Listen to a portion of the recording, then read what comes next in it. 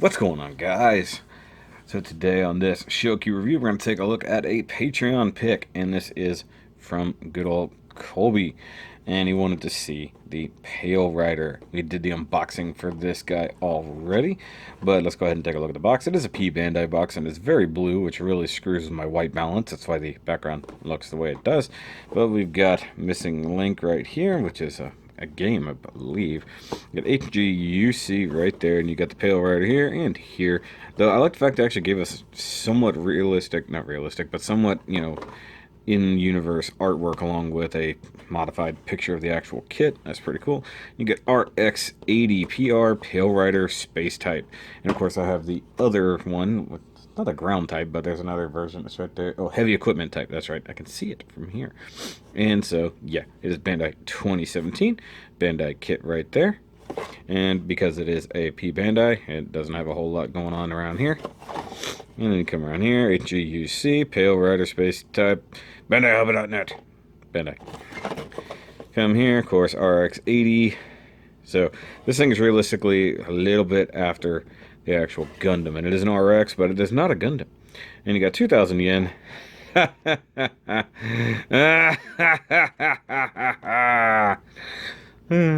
wish. And yeah, the box was laughing at me. And you got polybag, little guy with the toilet. You got a three-year-old warning right there against Pale Riders. Pale Riders don't go well with 3-year-olds. And I was looking for an artist or a CG Works or anything. I don't believe there's anything anywhere on the box. But sadness. So, P-Bandai, Pale Rider, upside down, bad, white balance. There is no build montage for this guy because I built him while I was at the Gundam Club meet. So let's go ahead and get straight into the review.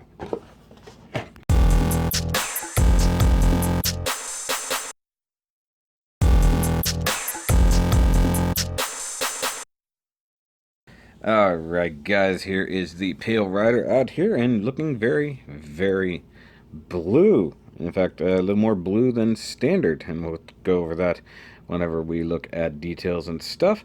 But first and foremost, this guy is actually a pretty cool kit, and for my first Pale Rider, I'm actually a little bit impressed. Now, first and foremost, before we get into that guy, we need to look at all of his accessories, and we'll talk about extra stuff first. So you do get this runner, and it's definitely off a Pale Rider for sure, but I don't know if this is off the heavy equipment type or the regular type.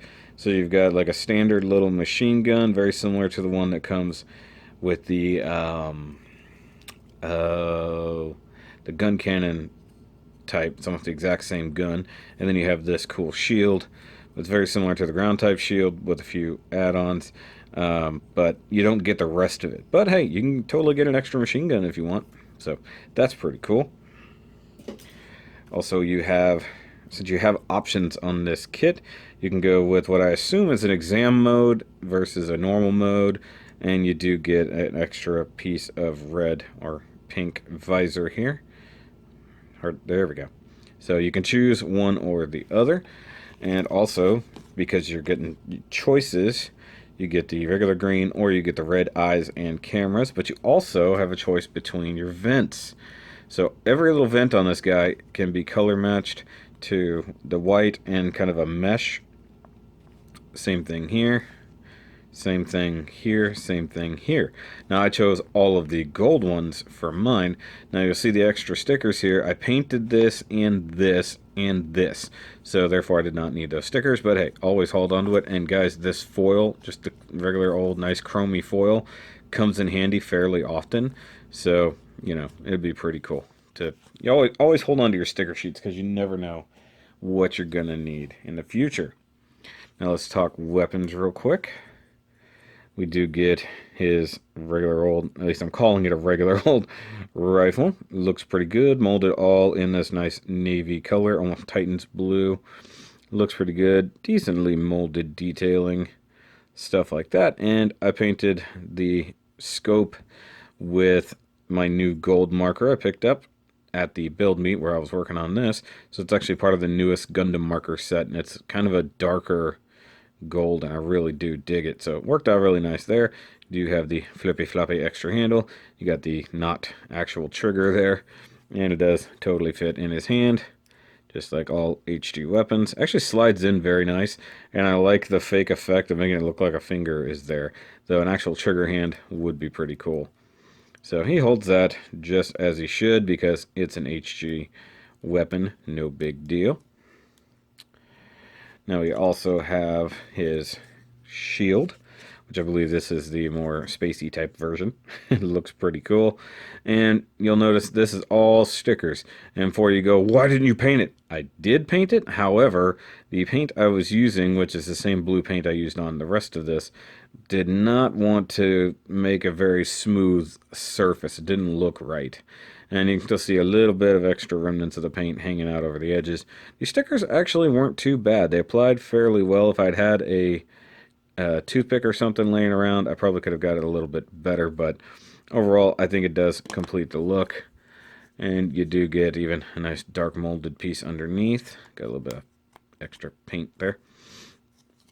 And it does plug into his arm via that plug there. Now that should stay with the shield, but I left it on the arm instead. And it is a polycap, so you can just plug it in. You can turn it, you can rotate it, you can display him with the shield up, down, sideways, whichever way. And I like the fact, you always got the viewing port there. So that looks pretty good. Now he does have obligatory beam sabers. I say obligatory, but I think anything that's close enough to a Gundam should have beam sabers. And he does actually have them both in a very interesting position. Like a lot of times they'll be on the hip skirts, but this one is interesting in the way they're being held in place. So they're just there, like just boom, like, and you can just pop them off like that. I did add blue paint to it right there. It is actually Titan's blue. And they're a loose fit in the hands, but he can hold them. So you can get a decent beam saber holding position there. Looks pretty cool. Gotta love that. And last but not least, you get his big heavy weapons area. Not to be confused with the heavy weapons pack, but you get this extra kind of thruster pack, which I believe these are probably just tanks, like that you would get in the normal booster things, but you get this huge Gatling gun, this huge machine gun. So you got the drum feed here for whatever it's technically shooting, presumably bullets. You got this belt here that's made out of the same stuff as polycap material, so it is soft. And the gun itself is a bit ridiculous, but actually very, very heavy arms, like very, very similar in design, but obviously not exactly the same. And I have not done detail work to it, though I want to. I want to get in here with some silver, but unfortunately all of my silver markers seem to be dying on me, so I'm going to have to get new ones. But it is mounted on this arm, so you can get some pivot. This is usually its storage mode here, but if you want to, you can flip-flop it. You can do a lot of things. I'll show that off in a second. But first and foremost, let's go ahead and get the backpack mounted. So in storage mode, it's going to be essentially vertical like that. But to put this part on, for him to have his little space running around mode, come back to the backpack here and just pop it off. Just simple dual pegs, kind of smiley face there. And you take that peg right there, slot it into the backpack, or not really the backpack, the actual back, words. And plug it all back in, and there you have the backpack complete. Looks really nice. And you've got the big old Gatling gun right there. Let's go ahead and take his normal rifle out and see if I can actually get him. I have not attempted to do this yet, so usually that results in the best possible outcome, right? So let's try to unplug this from the arm.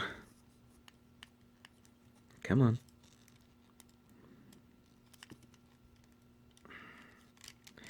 Okay, and he has a couple handles. So he's got the main large handle there, and then the secondary handle here, so you can literally just bring it around like so and plug it in to the hand like any old gun. And the tension of that belt does pull it down, I'm not gonna lie. So it is kind of what it is. And if you want to dual hand it, probably best to pull the shield off And bring the arm around, bring the other arm around. Pop the back of the hand off just like you normally would for any other kind of weapon. Hook it in like so. And then try to plug the back of the hand back on. And there we have it. Dual wielding it very nicely. Now, don't believe, no, this arm, there's no way that can pull forward enough to really make a difference. No, there's no way, because it plugs in way up here, so there's nothing you can do about that. But, you know, maybe extend the arm a little.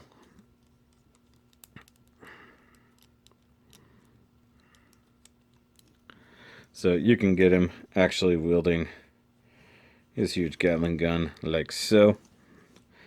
That's pretty cool. Alright, so let's get up close and see this guy for his details.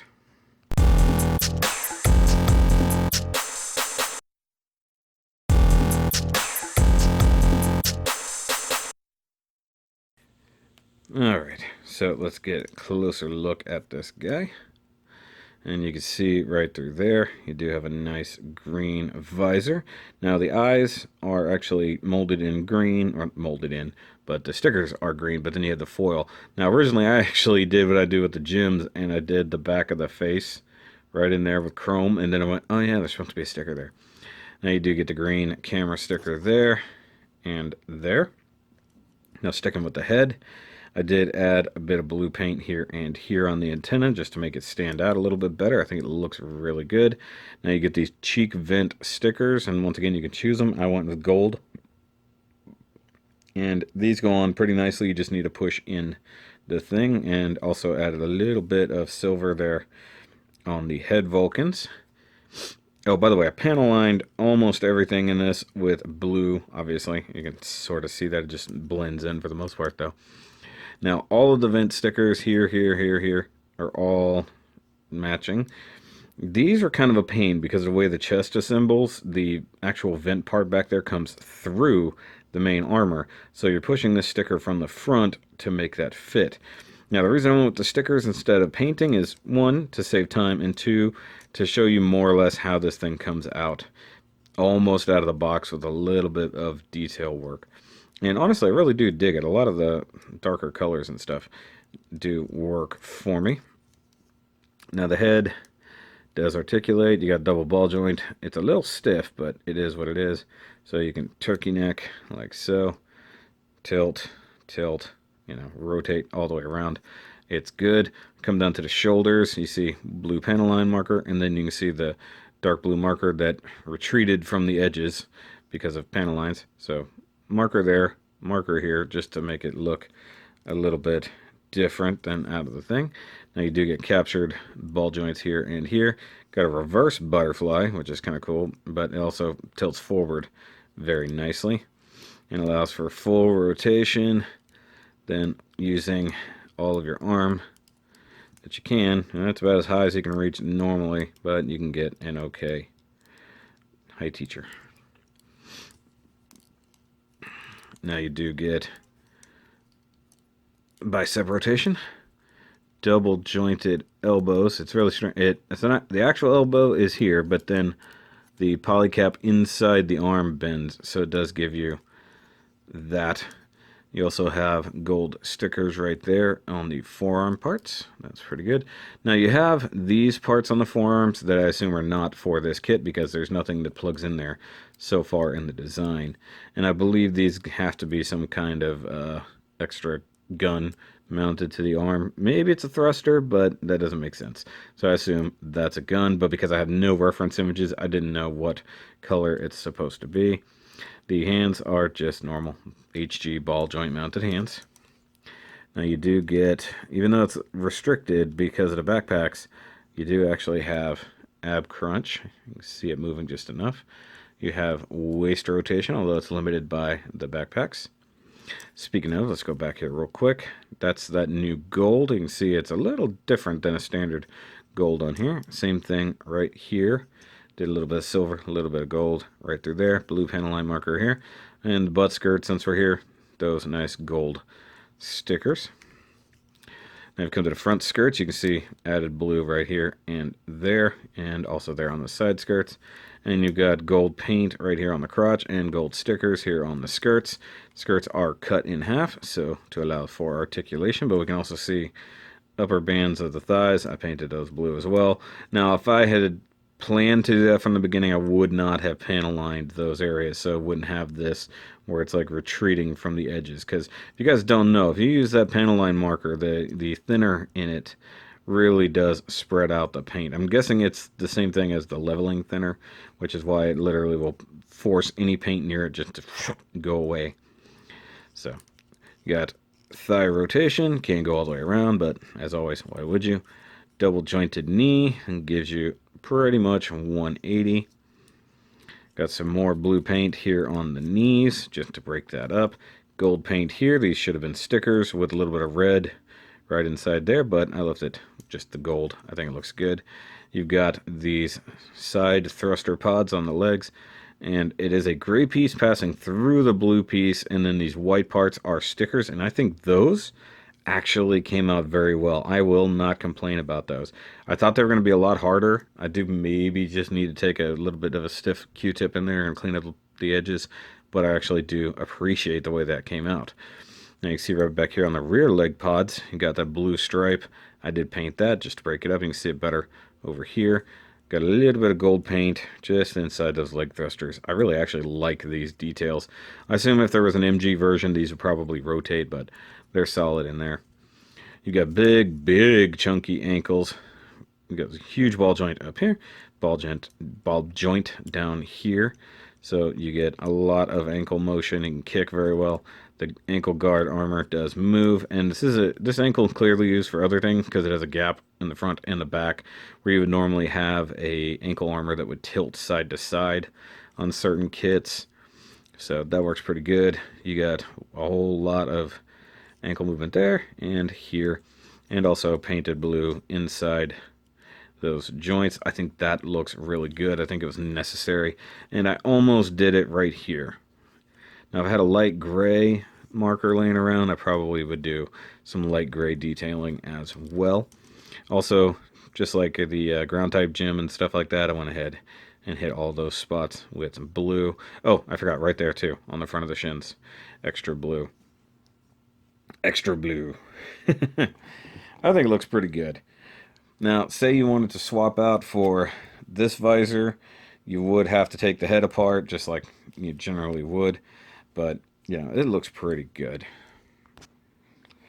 And for a quick comparison, here it is with more or less the predecessor, so the the Blue Destiny. Now, while the universe I don't believe is totally connected, it is an RX-79, so right before the RX-80. So it makes sense that, you know, not a Gundam, but a lot of advanced technologies. Same thing over here. So presumably these two would probably get along pretty fine, especially if they both do the exam system thing. So I think those look pretty good together.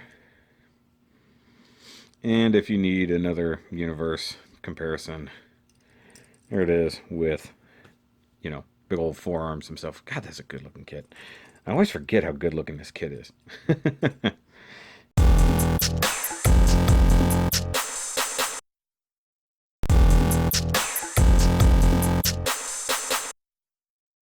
Alright, so just before final thoughts, of course, he can totally fit on a display base as he should. And I think it looks really, really good. Let's see here. Beam saber. So, sometimes I wonder like which direction we should really take a beam saber. But it's a good looking kit. It was a bit more than, you know, you'd normally want to pay for an HG scale, but, you know, it's really, really cool. I've never understood why, I mean, other than the fact it's not a widespread, widely known mobile suit, just the reasoning behind a Pale Rider always being P-Bandai kind of sucks. But I definitely suggest it. I think it's a really, really cool suit, and it'll be fun to get to compare it to its heavy equipment type. which will be like all the weapons, all the things. And I'll probably do that one in exam mode just to differentiate. There we go, catch that light. But that being said, guys, I hope you have enjoyed this review. And if you have, make sure you give me a thumbs up. If you are new here, go ahead and subscribe. We finally crossed 1,600 subscribers, guys, and that just blows my mind. And of course, I want to thank my patrons as always, John, Andy, Steve, and Colby. Colby, of course, this was your pick, so I hope you like it, man. And of course, if you want to become part of the Patreon family, it'll be right here on the screen. So if you want to be able to pick some of the things I build or review, by all means, go over there and help support the channel. And guys, I do have, or if you have not heard the latest Shoky Nerdcast, it is up. And also, I'm finally got it loaded up on iTunes. If you want to actually be able to listen to just the audio versions of things, I'm working on getting all my Nerdcasts uploaded so that you guys can check those out without having to look at video constantly. But I'll catch you guys on the next review. And remember, as always, keep on nerding. Remember, as always, keep on building.